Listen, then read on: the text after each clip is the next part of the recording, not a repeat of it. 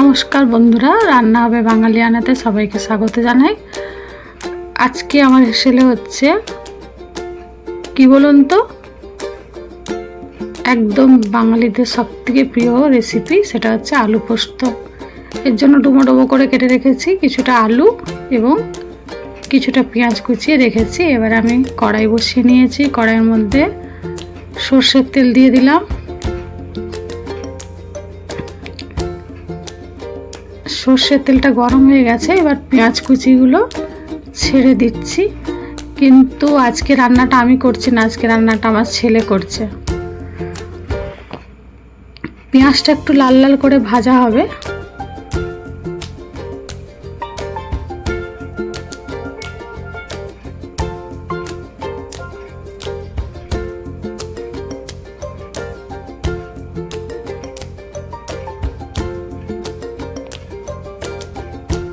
পেঁয়াজটা মোটামুটি মিডিয়াম ভাজা হয়ে গেছে, খুব ভাজা করিনি, হালকা মাঝামাঝি ভাজাটা করা হয়েছে, কারণ পুরো ভাজা হয়ে গেলে টেস্ট হবে না।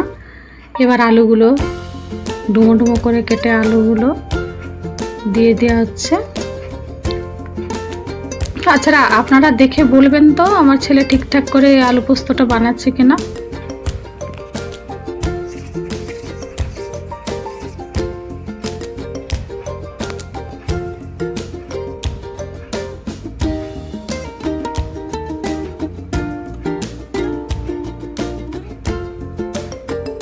এবারে এই আলুগুলোকে ভালো করে লাল লাল করে ভেজে নিতে হবে। পেঁয়াজটার সাথে আলুগুলোকে ভালো করে লাল লাল করে ভেজে নিতে হবে।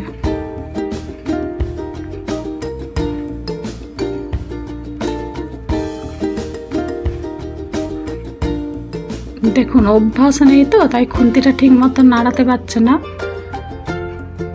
আপনারা একটু দেখে বলবেন যে ওর দ্বারা রান্না হবে কিনা, চেষ্টা করছে।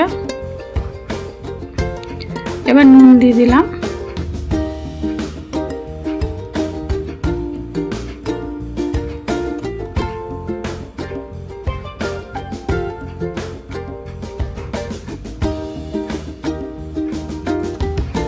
এবার দেখুন লঙ্কা গুঁড়ো দিয়ে দিলাম। লঙ্কা গুঁড়োটা আপনাদের স্বাদ অনুযায়ী দিতে হবে, যে যেরকম খাবেন। কেউ ঝাল ঝাল খেলে একটু বেশি দিতেই পারেন। আমি একটু পোস্তর মধ্যে কাঁচা লঙ্কা বাটা করেছি আর কি। পোস্তটার সাথে একটু কাঁচা লঙ্কা দিয়েছি, একটু কাঁচা লঙ্কার যে সেন্টটা বেশ ভালো লাগে, ওই জন্য ওটা পোস্তর সাথে কাঁচা লঙ্কা দিয়ে পিষিয়ে রেখেছিলাম। এবার দেখুন ঢাকা দিয়ে দিলাম। এবার ঢাকা খুলতে হালকা ভাজা হয়ে এসছে, দেখুন নাড়াচাড়া করছে।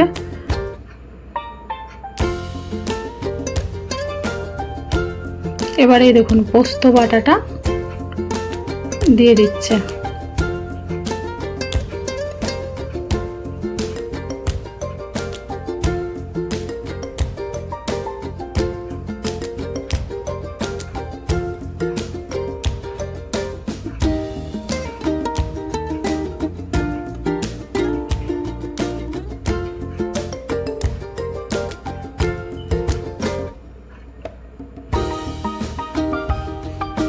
পোস্ত বাটাটা দিয়ে ভালো করে ঘাটিয়ে নিচ্ছি।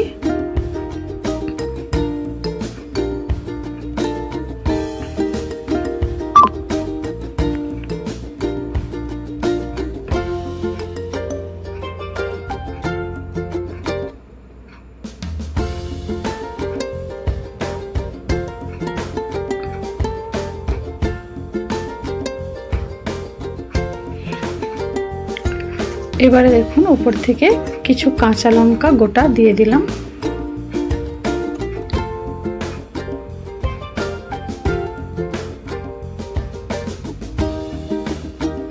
আবার দেখুন একটু ঢাকা দিয়ে দিলাম আলুগুলো সিদ্ধ হয়ে যাওয়ার জন্য। দেখুন জলটা একদমই শুকিয়ে এসছে, গামাখা হয়ে গেছে, আলুও প্রায় সিদ্ধ হয়ে গেছে, জলটাও শুকনো শুকনো হয়ে গেছে। দেখুন উপর থেকে একটু সরষের তেল দিয়ে দিলাম।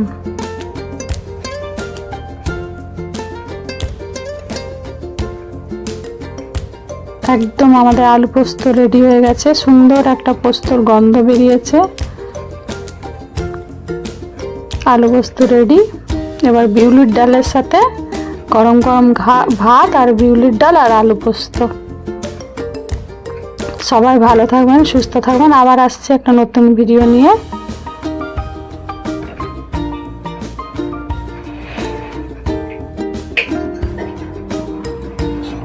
বাড়িতে একবার অবশ্যই বানাবেন।